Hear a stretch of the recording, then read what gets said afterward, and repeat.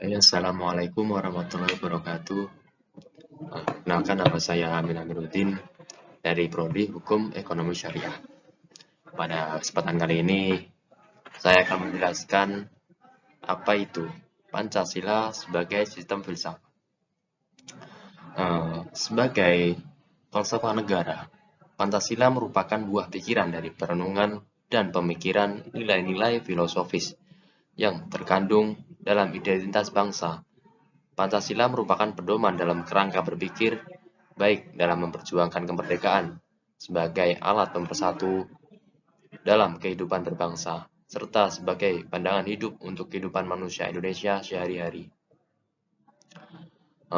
Untuk yang pertama, terdapat sebuah dinamika Pancasila.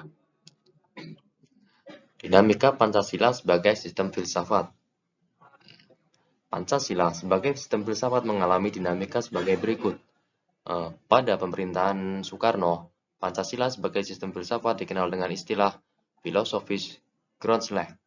Gagasan tersebut merupakan perenungan filosofis Soekarno atas rencananya berdirinya negara Indonesia Merdeka. Ide tersebut dimasukkan sebagai dasar kerohanian bagi penyelenggaraan kehidupan bernegara. Ide tersebut ternyata mendapat sambutan positif dari berbagai kalangan, terutama dalam sidang BPUPKI pertama. Persisnya pada 1 Juni 1945. Namun, ide tentang filosofis Grundslag belum diuraikan secara rinci. Lebih merupakan adagium politik untuk menarik perhatian anggota sidang dan bersifat teoritis pada masa itu. Soekarno lebih menekankan bahwa Pancasila merupakan filsafat asli Indonesia yang diangkat dari akulturasi budaya bangsa Indonesia. Yang selanjutnya, pada era Soeharto, kedudukan Pancasila sebagai sistem filsafat berkembang ke arah yang lebih praktis. Dalam hal ini, istilah yang lebih tepat adalah Weltanschauung. Artinya, filsafat Pancasila tidak hanya bertujuan mencari kebenaran dan kebijaksanaan, tetapi juga digunakan sebagai pedoman hidup sehari-hari. Asal dasar inilah Soeharto mengembangkan sistem filsafat. Yang selanjutnya, pada era reformasi, Pancasila sebagai sistem filsafat bergema dalam wacana akademik, termasuk kritik dan renungan yang dilontarkan oleh Habibie dalam pidato 1 Juni 2011. Habibie menyatakan bahwa Pancasila seolah-olah tenggelam dalam pusaran sejarah masa lalu yang tidak lagi relevan untuk disertakan dalam dialektika reformasi. Pancasila seolah hilang dari memori kolektif bangsa Indonesia. Pancasila semakin jarang diucapkan, dikutip, dan dibahas baik dalam konteks kehidupan ketatanegaraan, kebangsaan, maupun kemasyarakatan. Pancasila seperti tersandar di sebuah lorong sunyi justru di tengah denyut kehidupan bangsa Indonesia yang semakin hiruk-pikuk dengan demokrasi dan kebebasan berpolitik. Nah, selanjutnya terdapat sebuah tantangan Pancasila sebagai sistem filsafat. Beberapa bentuk tantangan terhadap Pancasila sebagai sistem filsafat muncul dalam bentuk-bentuk seperti berikut. Yang pertama yaitu kapitalisme. Kapitalisme yaitu aliran yang meyakini bahwa kebebasan individual pemilik modal untuk mengembangkan usahanya dalam rangka meraih keuntungan sebesar-besarnya merupakan upaya untuk mensejahterakan masyarakat.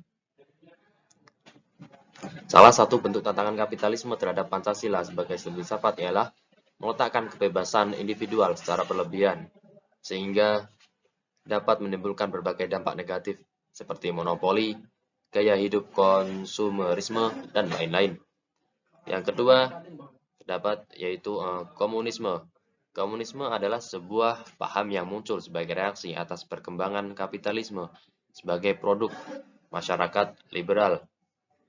Komunisme merupakan aliran yang meyakini bahwa kepemilikan modal dikuasai oleh negara untuk kemakmuran rakyat secara merata. Salah satu bentuk tantangan komunisme terhadap Pancasila sebagai sistem filsafat ialah dominasi negara yang berlebihan sehingga dapat menghilangkan peran rakyat dalam kehidupan bernegara. Yang selanjutnya yaitu terdapat esensi Pancasila sebagai sistem filsafat. Esensi merupakan sebuah hakikat. Hakikat Pancasila sebagai sistem filsafat terletak pada hal-hal sebagai berikut, yaitu yang pertama, hakikat sila ketuhanan terletak pada keyakinan bangsa Indonesia bahwa Tuhan sebagai prinsip utama dalam kehidupan semua makhluk. Artinya, setiap makhluk hidup, termasuk warga negara, harus memiliki kesadaran yang otonom di satu pihak dan berkesadaran sebagai makhluk Tuhan yang Maha Esa yang akan dimintai pertanggungjawaban atas semua tindakan yang dilakukan. Yang kedua, hakikat sila kemanusiaan adalah manusia monopluralis yang terdiri atas 3 monodualis, yaitu susunan kodrat, jiwa raga, sifat kodrat, makhluk individu sosial, kedudukan kodrat, makhluk pribadi yang otonom, dan makhluk Tuhan. Yang ketiga yaitu hakikat sila persatuan terkait dengan semangat kebangsaan. Rasa kebangsaan terwujud dalam bentuk cinta tanah air yang dibedakan ke dalam 3 jenis, yaitu tanah air formal, dan tanah air mental. Tanah air adalah bumi tempat orang dilahirkan dan dibesarkan. Bersuka adalah bumi tempat orang dilahirkan dan dibesarkan. Bersuka dan berduka yang dialami secara fisik sehari-hari. Yang keempat, hakikat sila kerakyatan terletak pada prinsip musyawarah. Artinya, keputusan yang diambil lebih didasarkan atas semangat musyawarah untuk mufakat, bukan benarkan begitu saja pendapat mayoritas tanpa peduli pendapat minoritas. Yang kelima, yaitu hakikat sila keadilan terwujud dalam 3 aspek, yaitu keadilan distributif, legal, dan komutatif.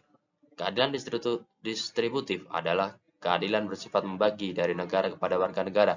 Keadilan legal adalah kewajiban warga negara terhadap negara atau dinamakan keadilan bertaat. Keadilan komutatif adalah keadilan antara sama warga negara. Yang selanjutnya yaitu terdapat urgensi Pancasila sebagai sistem filsafat. Hal-hal penting yang sangat urgen bagi pengembangan Pancasila sebagai sistem filsafat meliputi hal-hal sebagai berikut.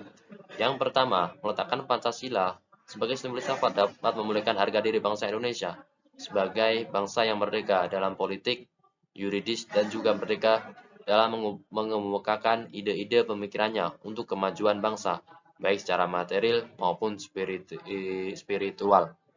Yang kedua, Pancasila sebagai sistem filsafat membangun alam pemikiran yang berakar dari nilai-nilai budaya bangsa Indonesia sendiri sehingga mampu dalam menghadapi berbagai ideologi dunia.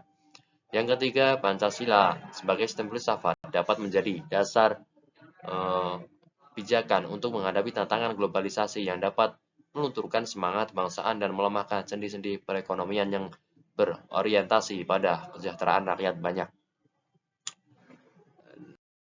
Yang terakhir yaitu pentingnya Pancasila sebagai sistem filsafat. Pancasila dinilai sangat penting sebagai suatu sistem filsafat sebab dia mempunyai peran yang sangat vital bagi bangsa Indonesia. Beberapa di antaranya yaitu yang pertama, yaitu dapat memulihkan harga diri bangsa Indonesia sebagai suatu bangsa yang merdeka, yaitu merdeka dalam politik, yuridis, dan juga merdeka dalam mengembangkan ide-ide pemikirannya untuk kemajuan bangsa Indonesia secara material maupun spiritual. Yang kedua, membangun alam pikiran yang berakar dari nilai-nilai budaya bangsa Indonesia sehingga mampu menghadapi berbagai ancaman dari ideologi di dunia. Yang ketiga, menjadi dasar pijakan untuk menghadapi tantangan globalisasi yang dapat melunturkan semangat bangsa dan melemahkan beberapa sendi kebudayaan dan sosial bangsa Indonesia. Yang keempat, dapat menjadi way of life sekaligus way of thinking bagi bangsa Indonesia untuk menjaga keseimbangan dan konsistensi antara tindakan dan pemikiran. Terima kasih, sekian presentasi dari saya. Apabila ada kekurangan, saya mohon maaf. Saya akhiri. Wassalamualaikum warahmatullahi wabarakatuh.